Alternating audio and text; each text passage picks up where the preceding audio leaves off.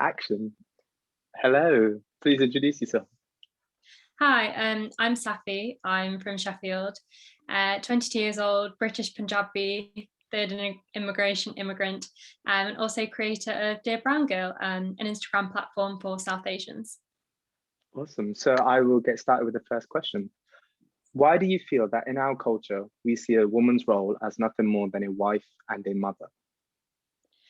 I think, unfortunately, it is often bred into us from a very, very early age. I think that women are always seen as secondary to men. And this is often played out, for example, within the family home. So you would always see that in traditional maternal roles, with the mother sometimes taking on the role of doing everything around the house, childcare, cooking, looking after the house, but then also perhaps having to get a job as well.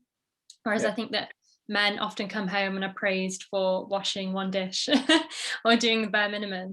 But often I think it's really important to also point out that sometimes women can be complicit within this as well, which makes me really sad because my mum often speaks about this, that she got married very young at 21, and she was kind of taught her entire life that everything that she would do was to become a good wife and a good mother, and that was taught to her from her own family and her own mother in particular.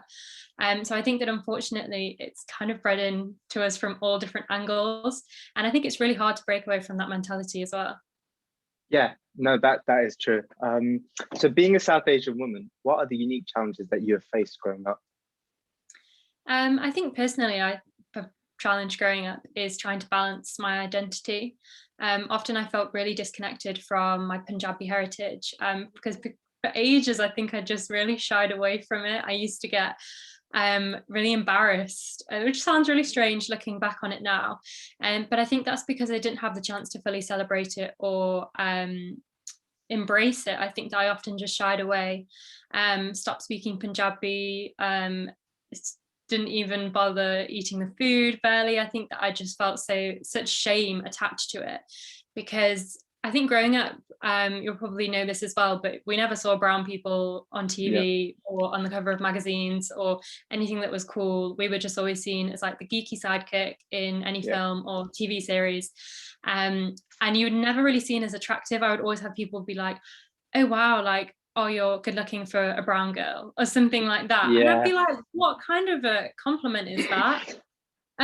So I think that it's just trying to balance the identity that I have, but also, you know, growing up in a Western lifestyle, you do have not, I don't want to say clashes, but I do think it's quite difficult to balance how you want to live your life with what your community or your family may be telling you. And I do have great family and supportive members in the family, but often my parents grew up. Well, when I grew up, they were divorced. They got divorced at 4, when I was 4 years old, and I think that a lot of people in the family really looked down on that, and it was something to seen as so shameful and embarrassing yeah, that growing up with that mentality of being like, oh no, her parents are divorced, it was really, really weird for me. And I don't want to generalize, but I think that when I speak to a lot of South Asian women in particular, they seem to have the same struggle of trying to balance both cultures. So I think yeah. it's quite common. Yeah. No, that's a brilliant answer because that's exactly how I feel. But it's just interesting when you hear it from others as well. Yeah. Yeah. So, what do you think needs to change the next 10 years in the South Asian community?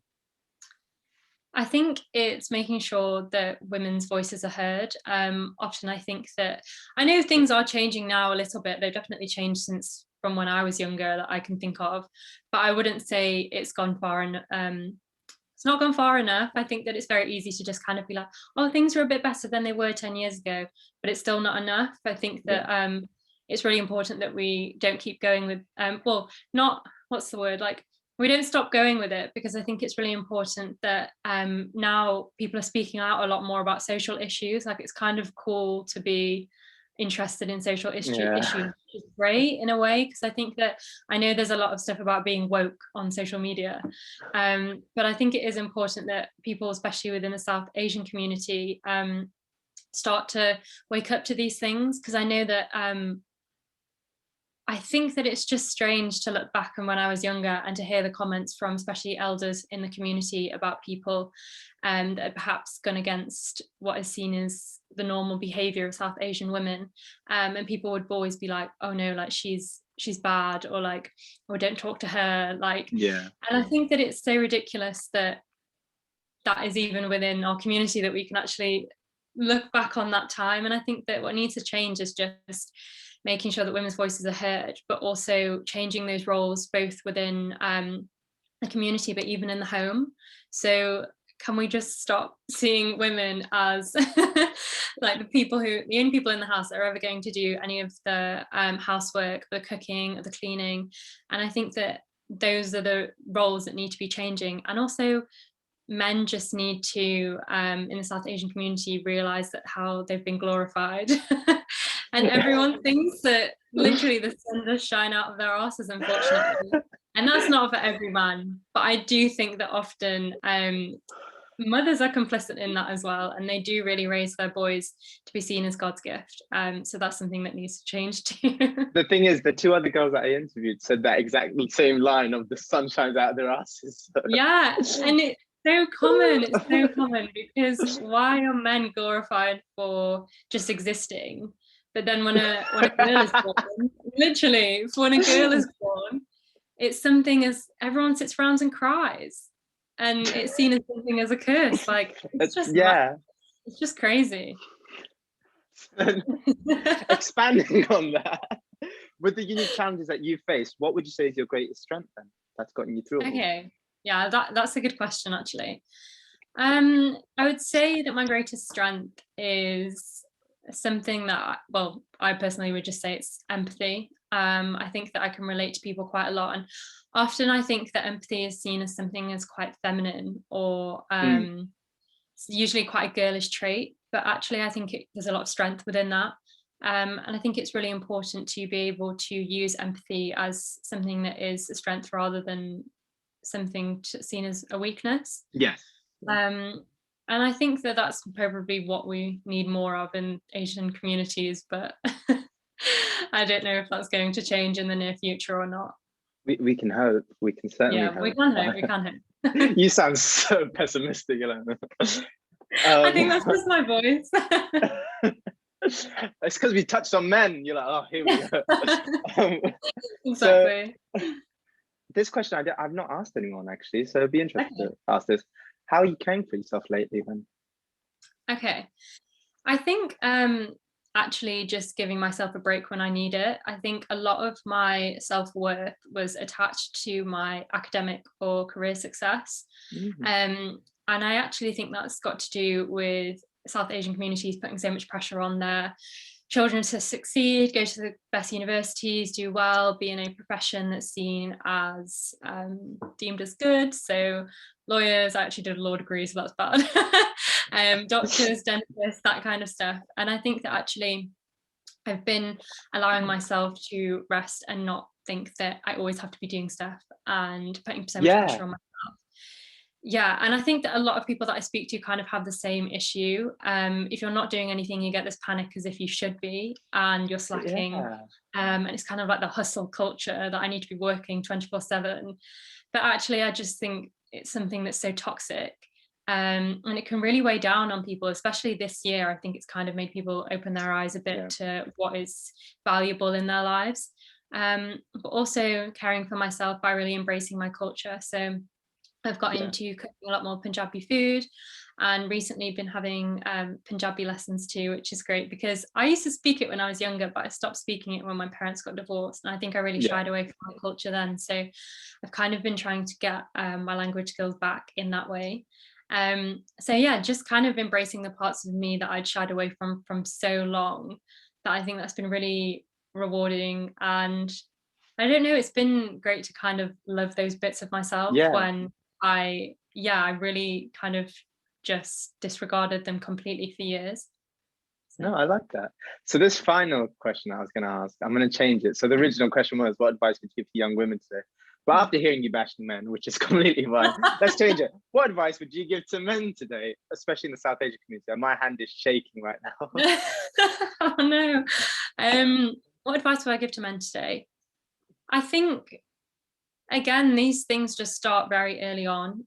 So I'm not saying from the age of like 5 or coming out the womb that you need to be like woke and you need to be like calling out your mum for, thinking that you're God's gift. Like that's just not going to happen. And I think that it's kind of ridiculous to put that on people. But I think it's just about noticing these behaviors in the family home, for example. So having female siblings, and they're always expected to help out around the house, but you're not. Or perhaps the way that certain community members talk about women. It's about calling out these behaviors, and when you see it or when you hear it, and I think that that's when things start to change. It's when you start challenging them, and you start paying attention to them, and you start to realize how toxic and how sexist the environment can be.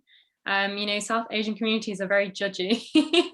They're not exactly the most open of communities, which makes me really sad because there's some great sides to it. I don't want to sit here and slag off the South Asian community. Like, I think that we can be such an amazing cultural, such differences. It's so amazing to say that I am South Asian, but I do think often we are so judgy rather than just choosing to accept and lift others up. And I think that that makes me really sad. And I think that men Yeah. should challenge these behaviors when they witness it, rather than perhaps just turning a blind eye to it. Or, what, I think some people don't even really notice that these things go on so much because it's so normalized and it's so internalized that we just kind of be like, oh yeah, that just happens all the time in my family or in my community. But it's about calling it out. Yeah. Would you like to answer what advice would you give to young women today, or would you like to leave that one? Oh, okay. You know what? I'll answer it. I don't know if the aunties might be listening to this. They need some advice as well. Exactly. I hope so. I think it's about finding independence where you can. That's kind of my advice that I would give. I don't want to sit there and say, if you have strict family members or parents, for example, that you're going to turn around and be like, I'm going to do whatever I want in my own life, because actually I think that that could be quite dangerous in some circumstances, and you might not have the freedom to actually speak up. But I think it's about finding independence where you can, and also ensuring that, it's really difficult. It's about finding the advice and the help that you can get as well. Over the past few years, especially, there's so many great charities and organizations and pages, Instagram pages and stuff that Dear Brown Girl. Yeah, like yourself as well, though, that are speaking out about these issues and spreading the awareness and posting links to charities so that you can get help. But also, I think my last bit of advice is just really embrace your culture, and really value who you are. It should be seen as a strength, and it's something you should love, rather than, I know that I shied away from it for so long, and I do regret that. So I think that, yeah, finding independence where you can, getting the help where you can seek it or you can find it, and also just embracing your culture. That's beautiful. I think we'll leave it at that. Yeah. I'll just stop the recording now.